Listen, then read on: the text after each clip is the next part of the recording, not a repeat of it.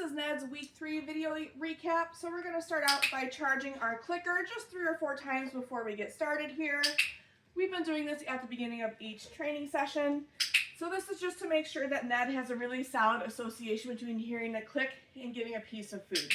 So just as a reminder, when I'm charging my clicker, I do not need to actually ask Ned for any behaviors. So it's 1 click for 1 piece of food. Right from here, we're going to review following a food lure, and I'm just going to do this a couple times because we've been doing this the past couple of weeks here. So our goal with the food lure is that Ned stays connected to that piece of food the whole time that we're moving. Good job, buddy. And then I do like to practice this behavior with both hands, just to make sure that Ned will follow that food lure, whether it's in my left or my right hand. Good job, buddy. Okay. So in week 3, we started to do more exercises while Ned is on leash. So let me go ahead and get a leash on him here.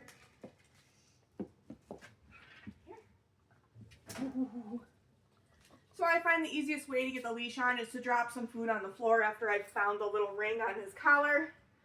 And then as he's busy eating that food off the floor, that's when I can get him connected to that leash. A nice no-fuss way to get that done. Okay. So we're going to go back to having him follow the food lure now that he's on leash, but we're also pairing this with his name. Ned.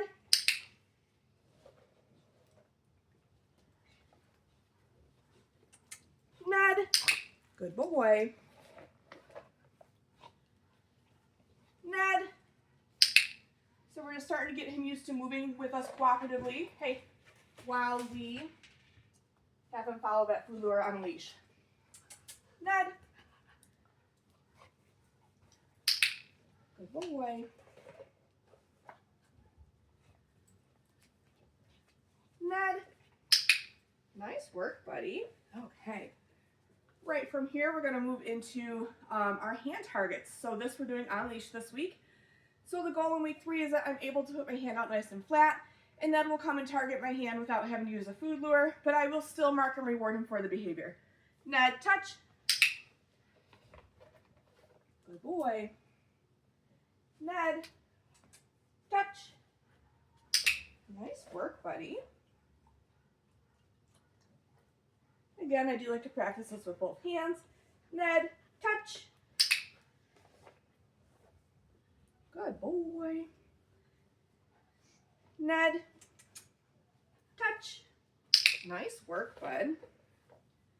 We'll do 1 or 2 more here. Ned, touch. Good job, buddy. Nice work. Okay. Right from here, we're going to review our sits. So the goal for this week is that Ned is able to get into a sit position without me having to lure him with a piece of food. I am still going to reward him for duration, and then I'm going to use that release cue, that okay, to let him out of position. So just getting him up here. Ned, sit. Good boy.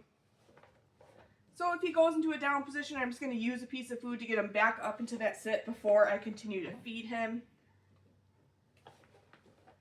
Okay, using that release cue to let him out of position. We'll go ahead and do that one again. Ned, sit. Good boy. And if he does try to pop up to meet me for that food, I am going to make sure that all 4 paws are on the floor and he's in the correct position before I continue to feed him. Okay, we're going to do 1 more here. Ned, sit. Good boy.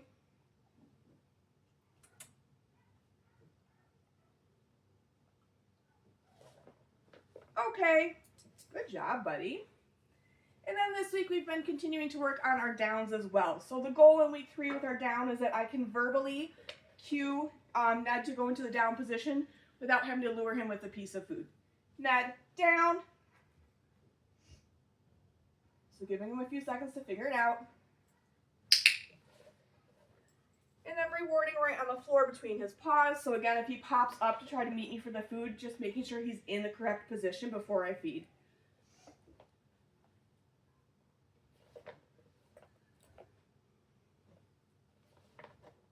Okay, we're going to run through that one again.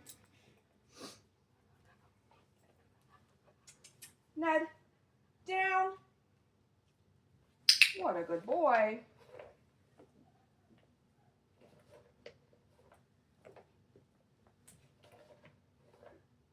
Okay, we're going to do that one more time. Ned, down. Good boy.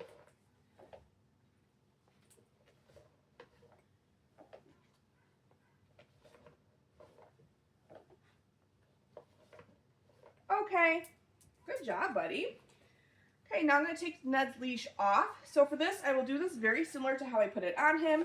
I'm going to get him interested in a piece of food first before I go to unclip that leash.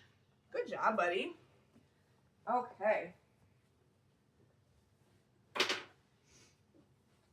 Right from here, we're going to move into our mat skill.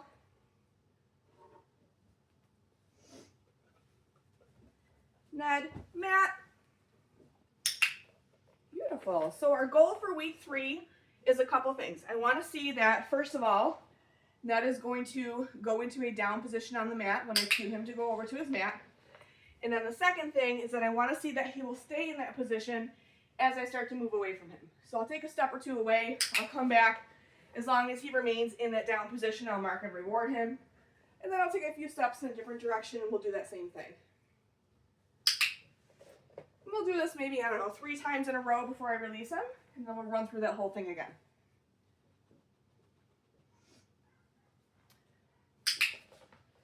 Good boy. Okay. Ned, mat. Good boy. So again, putting that food right down on the mat to encourage him to stay in that DOWN position.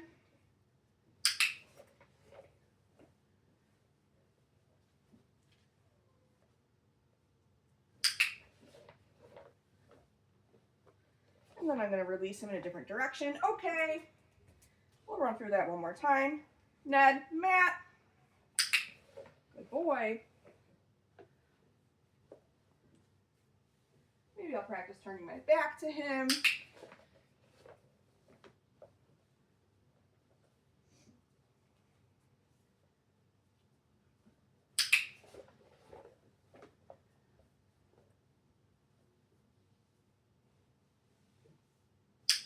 Good job, buddy. Okay. And then I'm going to pick that mat up when we're done working on it here. All right. The next thing that we're going to review with Ned is our flying cookie game. Go get it. I just need to clean this up because he knocked my bag of snacks open here. Give me just a second. I know, buddy. Okay, ready? Here. Go get it. All right. So for our flying cookie game, sir, I am going to show Ned a piece of food. I'm going to tell him, go get it. As he's finishing that piece of food, that's when I'll call his name nice and loud. And then I'm going to mark that with my clicker as soon as he responds to his name, and I'll reward him when he comes back to me. Ned, go get it. Ned, good boy. Whoops. And then the next one I toss away, I'll toss in a different direction. Go get it. Ned. Bop, bop, bop, bop, bop. There we go, buddy. I think that one went underneath the counter there. Go get it. Ned. Good boy. Let me get a refill on food. I want to do a few more with him here. Go get it. Ned. Good boy. Go get it. Ned. Good job, buddy. So you'll notice too when I send him out for that get a cookie that I'm moving as well. Go get it. Ned. Just makes it a little less predictable for him as to where I'm going to be when I'm calling him. Go get it. Ned. Good boy. Good job, buddy. Okay, right from here we're going to move into our crate. So our crate games. In week 3 we are working on a couple things. We want to see that the dogs will go in the crate without us having to lure them with a piece of food. We want to see that we're able to shut the door. And then we want to see that we're able to take a couple steps away from them, maybe turn our back to them, and that they're going to remain calm in the crate. Ned, crate. So marking and rewarding for all 4 pausing. Marking and rewarding after I close the door. And then I'm going to take just a few steps away. I just want to see that he's going to stay calm in the crate. I'll make my way back to him. I'll click and reward. Whoops. I'll walk away again in a different direction.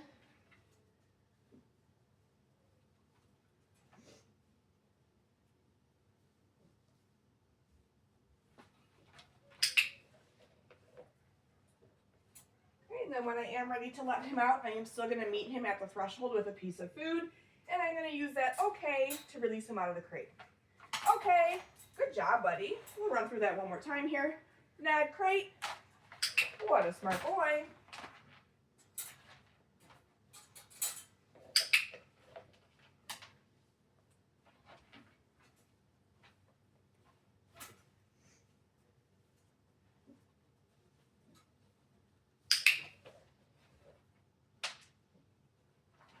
Walking away again in a different direction.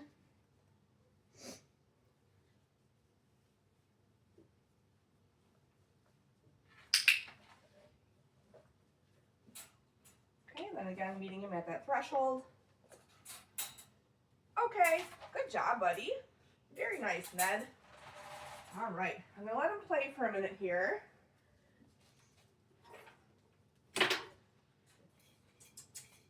Ned. Whoa, what's that? Okay, so while he's playing here, I'm just going to explain the last thing that we're going to work on. Okay, here, come get it. Ned. Whoa, come here. You're such a stinker. So the last thing that we worked on in week 3 is introducing grooming tools that make noise. So I'm going to be using a Dremel for this in week 3. So the goal with this is that I want Ned to have a neutral to positive response to hearing the nail Dremel. So the way that this is going to work is when the nail Dremel turns on, that's when food will start. When the nail Dremel shuts off, that's when food will stop. I'll toss a reset cookie, and then when he comes back, we'll run through it again. So I'm going to sit down on the floor for this here. Okay, so I have my nail Dremel and I have my food. I am going to start with my nail Dremel behind my back. So I don't want to start with it right next to him because it might be too loud. And then each repetition I do, I'll get a little bit closer to him. Okay, so I have my nail Dremel. Nail Dremel turns on. I start to drop food 1 piece at a time. And I'll drop maybe 3 or 4 pieces total. Nail Dremel shuts off, food stops. Go get it. Whoops. I'll toss a reset cookie. Go get it. And then when Ned makes his way back to me, we'll run through that a second time. So this time I'm going to have the Dremel kind of out off to the side a little bit.